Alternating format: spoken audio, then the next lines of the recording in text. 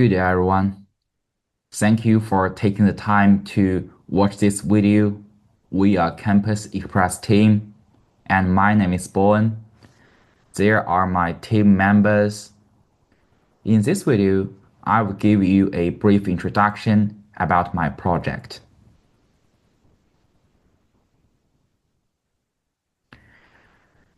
Campus Express was a peer-to-peer delivery platform especially designed for uni students, and I was inspired by the real challenge. For instance, at the start of this semester, we encountered the tropical cyclone, which makes it difficult for students to access necessities. So our solution is Campus Express. It's a platform that can enable students to help each other deliver items within campus. In this system, we have three roles: is customer, delivers, and administrator. For the customer, who will release an order and make payments, can view the order status. For the delivers, who will pick up the orders and deliver orders to customer. For the administrator, who will monitoring the order status and resolve dispute. Let's move to the project requirements. And please look at the left side of this slide. They are functional requirements, and I was introduced it in the last slide. And for the non-functional requirements, I think there have three main attributes: is security, reliability, and scalability. And I think I will talk it later.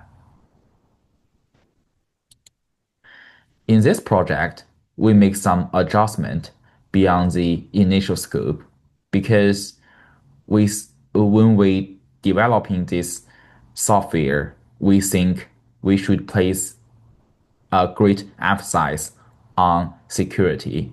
So after we team discussion, we decided to make the following enhancement.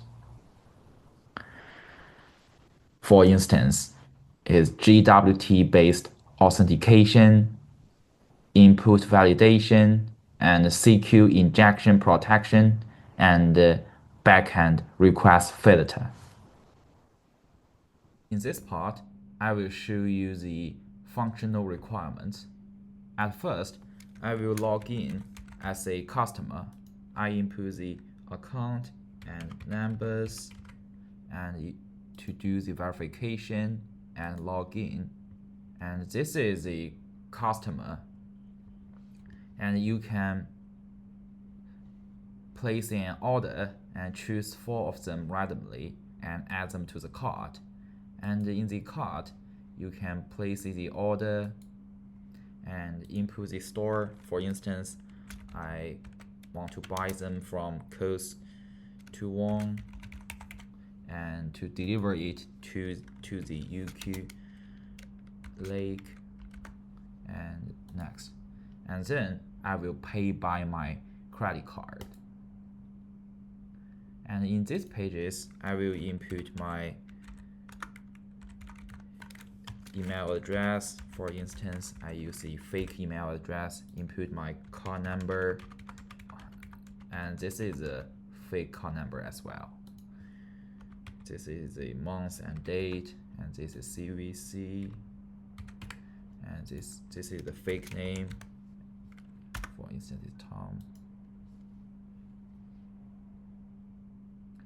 Yeah, and then I finish the transaction. And this is a whole history about the customer who taking the order, and you can see details about it.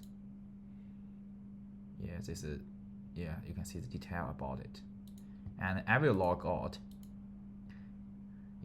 And for the second user is deliver, and I log the deliver account as well.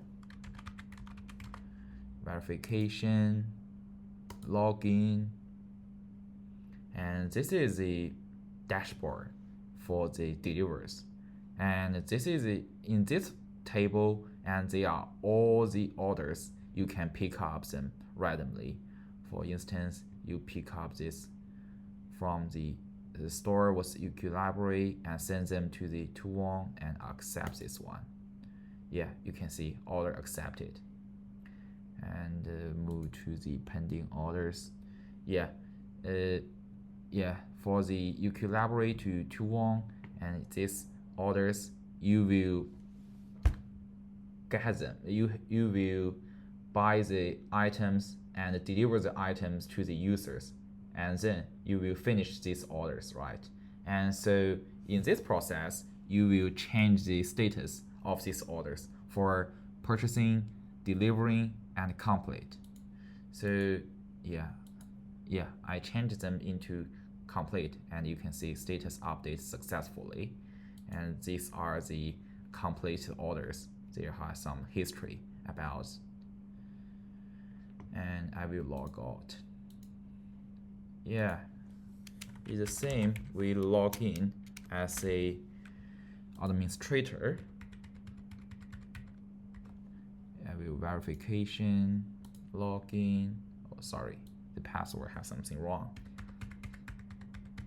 Yep, I will log in, and these are the dashboard for the administrator. You can do some analysis, and of course, as I mentioned before, as a administrator, you can do the user management, good management, and even order management. And yeah, and you can see some customer are not satisfied with their items, so he choose to get refund. And in here, you can resolve the dispute to agree this refund. And this is a whole process about the Campus Express. In this section, we will introduce non-functional requirements. Yeah. For the attribute security, we have rule-based access.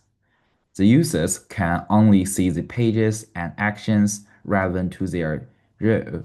For instance, the admin can only access the admin's APS, but the customer cannot access admin APS. If they do, the system will respond status with 401. And for the JWT-based login system, and we use this system for login, and you have the post request, you have your account and your password, and the system will generate a token for you. And in our backend, we use this token via Spring Security that make sure that user can only access the functions that matching their role. As for the reliability, the system have two tests, and one is unit test. And the unit test is written for all major component. And for the K6 test is stimulate 100 concurrent users accessing core APS, and the system maintains stable performance through all the tests. And as for the scalability, we deploy our program into AWS, and we have the load balancer and auto scaling to make sure that scalability. In this part, we will introduce software architecture. We adopted a monolith architecture, but why we choose this architecture? I think we have three advantages. The first one is faster to development. We compare with the microservices. We didn't need to handle inter-services communication. And the second is simplified development. Compare with the microservices, each function model is developed as a separate services, but monolith architecture is much more easy to deploy and management. And the third is easy to maintain. The backend module and are well structured, makes the monolith design easy to understand and maintain. And here are some details about my project. In our cache layer, we're using Redis and its fast access to frequent data. In our search layer, we use Elasticsearch. It can fast product search. And in our authentication layer, we use JWT, and it could be secure and stateless user login. And how this architecture support our project? I think it could be enable rapid MVP delivery. For instance, in our team, a backend and front-end developer can define clear API contracts, and then the front-end and backend teams are able to develop in parallel. And it supports key functional and non-functional requirements. For the functional requirements, the modular backend and RESTful APIs make it easy for implement and test all core features. And for the non-functional requirements, stateless design supports scalability and fault tolerance. Integration with Redis, Elasticsearch, and JWT ensure performance, searchability, and security. In this part, I will give you a reflection. What lessons we learned from the project? I think we have learned how to collaborate effectively as a team by defining API early to avoid dependency delays. We gain hands-on experience with modern technologies like JWT, Redis, Elasticsearch, and serverless functions. We develop a strong understanding of web application security, and we understand the importance of testing and performance evaluation. What we would do differently when we handling high concurrency scenarios, we would evaluate and select more suitable technologies earlier.